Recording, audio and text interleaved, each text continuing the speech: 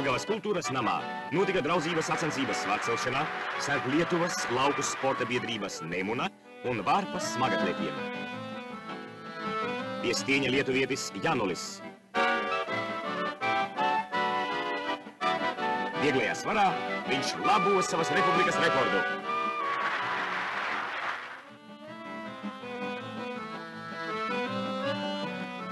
Smagajā svarā veicas Jostam. Jauns Vārpas rekords. Svars 140 kg. Pie stieņa dinamietis Bergmanis.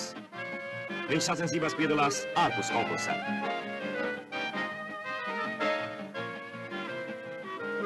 Neveiksmīgi.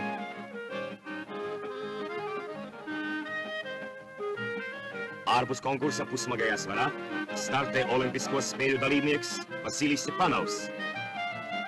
Viņš veic to, kas neizdevās smagā svara sportistam. Stepanovs prasa palielināt svaru līdz 148,5 kg. Tātad mēģinājums labot pasaules rekordu.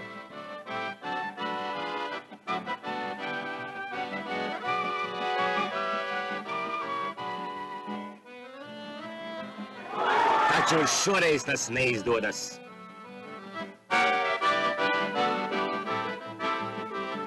Bergmanis ir neatlaidīgs. Trešajā mēģinājumā viņš tomēr veic 140 kg.